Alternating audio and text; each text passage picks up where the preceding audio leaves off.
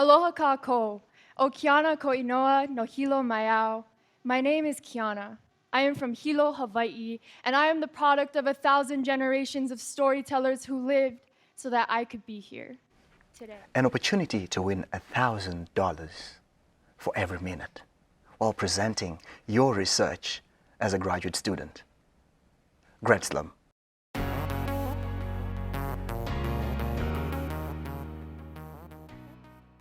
This is Grad Slam.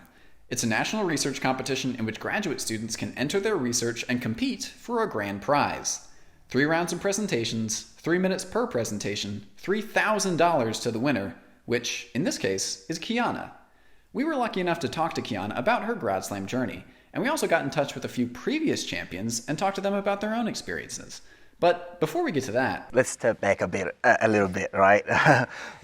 Way back to when you first found out about this thing called Grad Slam. How did I hear about Grad Slam? I think that I initially heard about it by taking this course that's called Survival Skills and Ethics. I had a friend who was a university fellow, and for them they were required to do the Grad Slam.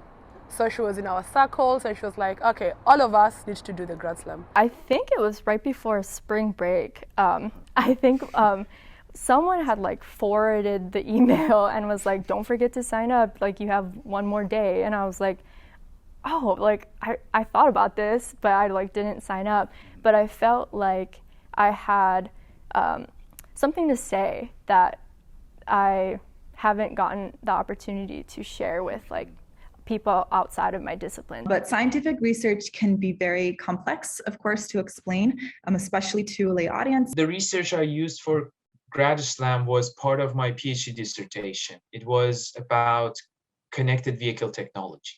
My research was ultimately about better understanding the mechanism of opiates. If I recall, it was something like uncovering the spectral fingerprint of disease. Can you explain the Talk Stories project to us a bit? Yeah, so talking stories is like I said in my presentation, it's a Pacific Islander practice that kind of originated out of when I was talking about the plantation society. So when all of these immigrants were coming in, they brought their languages and their cultures with them, and they had to find a way to communicate, with one another against the the colonizers essentially, and so Pidgin or Hawaiian Creole English is what kind of evolved out of the blending of those languages. And the concept of talking stories is literally after the long day of working on the plantation, all of these people would come together and sit on the porch and share their culture and share their food, and share their stories, and literally just sit and talk stories. And the reason why it's talk stories, that's Pidgin instead of talking stories. It's kind of interchangeable, but people in Hawaii would be like, let's talk stories. the Talk Stories Research Project and the rest of these projects all have one thing in common. They're specialized, complex, and hard to explain. So how does one boil a complex research project down into a 3-minute presentation? And why does one bother? I think that within every single research field, maybe not every scientist, but at least within every field, there's a responsibility to teach others, to disseminate the findings that we find in science, so in a way that other people can understand. It's gonna be difficult. Like, why? Because they said you only have 3 minutes to tell your story. I was like, I've been working in my PhD, for example, for like 4 years, and you want me to tell you what I do in only 3 minutes? The time you have is really tricky. The first thing I did was go and watch a bunch of videos about 3-minute thesis competitions, since that's essentially the same thing. I tried to identify what people did that I thought they did well, what they did that they didn't do so well. And I also actually read a couple of books on effective scientific speaking and effective communication. So the graduate college is really intentional about the Grad Slam because there were about 10 sessions where there was a speaker who came and taught us different things, the preparation of the slides, the presentation of the talk, the right choices of words to use. Like the whole process came together bit by bit until we finally got to present for the first round. I didn't get to attend the training sessions just because I signed up so late, which I don't recommend. But I did scroll through all of the links on the website, which was super helpful, particularly the one It was a YouTube video of like tips for the 3-minute thesis winner, and that presentation was really wonderful. She only used one slide and it was a blank white screen. I read through a bunch of the articles as well regarding like how to format. A lot of them said tell a story in the beginning, which was very fitting. My words were kind of unstructured at that point, so it helped me structure it and tailor it towards the rubric, which had a large component on, is the research clear? Is the questions clear? Are you articulating like the conclusions and claims? And you got to realize, like, and the purpose of this speech is not to train other people to do your research. It's to educate and inspire them regarding your research. What was the first round like for you? Imagine putting at that time it was maybe 5-6 years of research into 6 slides. I have tons of photos that I have taken over the years. So trying to decide which is really good enough to tell this story. I was like, oh my God, it all feels like a whole different kind of competition altogether. After the first iteration of my presentation, I had put so much like effort and time into it that when I received the feedback, I was kind of like overwhelmed. Like I was hit with the reality like, oh, I have to make some big changes. After the presentations, you will get back like the paper form where they filled. And so there were judges who you could tell just loved what you did. Like you have like a 5-star rating on everything. And then there was that one judge who you did not impress at all. Yes, very critical. And when you think about it, you're like, actually, it makes sense. I really appreciated all of the feedback and the critiques from the judges.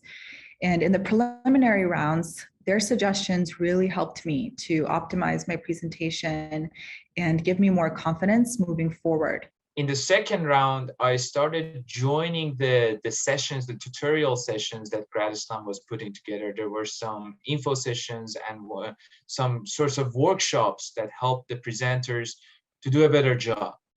And those tutorial sessions helped me a lot, helped me enormously on how to breathe on stage, how to talk when you're telling a story. And it all goes down to this concept of being able to tell a proper story. You know the demigod Maui, right? Yeah.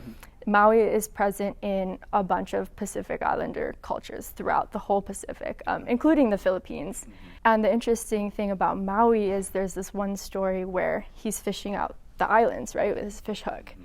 And one that you might see that as like a metaphor for like how the islands came to be, but it also suggests another layer where Pacific Islanders knew that the earth was round even before Western culture did, because as you're sailing in the canoe and you see the islands come up, that's an indicator of the earth being round, right? And then when you're departing, it seems to go back into the ocean. And so that story is a way of articulating the technology and science that was occurring in those Pacific Islander cultures. In order to connect, you want to tell a story, right? You don't want to just say, this is my research and this is what I did. We often start by saying, you know, like you want to relate. And that's what, to me, the heart of storytelling is the relations that are built. What was the most memorable or most exciting part about this whole Grad Slam journey?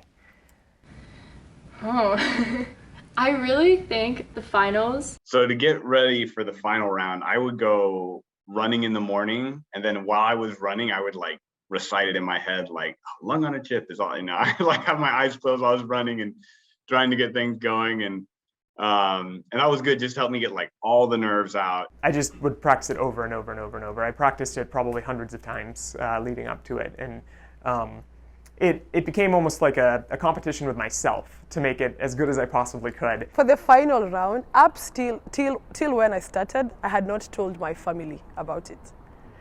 And I remember my dad called me and I told him, oh my God, no, we can't talk now because I'm getting ready, you know, to do this.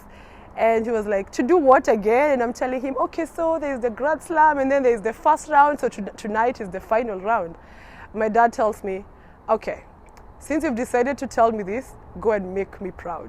So there you are, walking into the Environmental Sciences building on the 24th of March, 2022, looking for Grad Slam for the Grad Slam venue. Take us through the events of that morning and paint us a picture of your experience right until your name was called out. So I was very nervous, and walking in, I kind of didn't know who I was like up against. I didn't know like the rigor of everyone and like their projects. And so when I walked in, it was like completely silent, and that like made me more nervous. But honestly, you were kind of like joking around, which like helped calm my nerves. But during the presentations, I just kind of tried to breathe and run through it a couple of times in my head. And then when my name was called, I just like blacked out. As soon as they called my name, I was like, the only thing was in my mind was, it's to be or not to be. This is my only chance. You already knew when you hear that, it's now or die. But as soon as I walked up to the front or the stage, I saw like my presentation up, and I was like, oh, I remember like why I'm here. And a lot of times when I'm nervous, I'll remember that I am a culmination of an entire lineage and history that came before me. I told myself like this small 3 minutes of my life is a way of honoring my past by bringing them with me into that space. So I performed. Kiana's wasn't the only excellent performance given that day. In fact, when the contestants lined up to receive their awards, some of them weren't even thinking about the grand prize. I wasn't thinking about the placings. I was just like so overwhelmed with joy and honor that I could finally, present what I'm passionate about in a way where people are like, oh, I can connect, and I can see like why that's important and why it matters. I was just blown away when we won. Because they were all great presentations. I think that's the thing that was crazy is after everyone's presentation, I was so excited about everyone else's research. I was like, oh my gosh, they're doing that. Like, this is so cool. This is impactful. Like, they're helping kids that, aren't native English. Like, there's so many things. I was like, everyone's got cool research. And then when it landed on me, I was like, oh my gosh, this is such an honor. It was really, really crazy. Honestly, just like, But what did you learn from participating in Grad Slam? Definitely learned a lot more about my strengths as a student and as a scientist. I learned really about how little I knew in this field, how little I knew about creating a good presentation. Actually, it impacted my life a lot, to the point that now I'm not exaggerating. Like, Grad Slam made me explain everything that I know to anyone as simple as possible. Because I believe in, as I told you before, if you can't explain it simply, you don't understand it well enough. As a fact, it helped me a lot during my presentations after I joined different companies after graduation. But something more personal for me was that I had a passion all my life, and I never got a chance to do it, and it was stage acting. The problem was that I never had the time or the energy or the excitement or basically that extra push to go outside of my comfort zone and try what I always loved to do.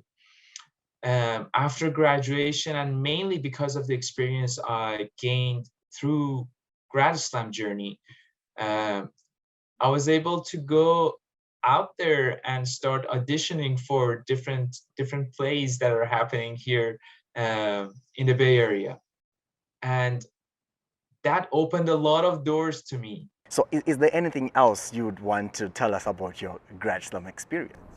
Yeah, I don't know why other students don't want to do this. Everyone should just do this. It is good for you. It makes you grow. You gain a lot of confidence.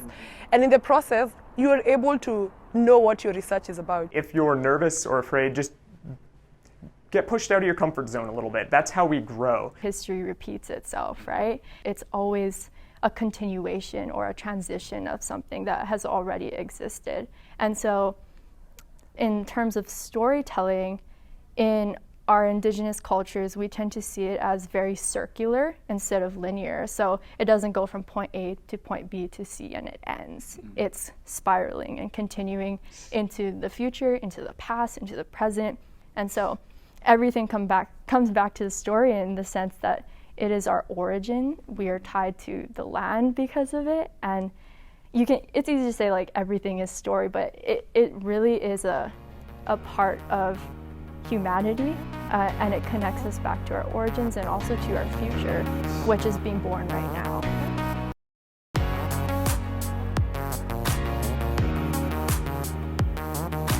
Take 2. Action. Hello, Deanna. Welcome. Thank you for being with us here. And would you please introduce yourself to us? Will that be hard? Wait for it. Yes. How would you describe yourself in 3 words? That's a really tough question. Jackhammer? I would say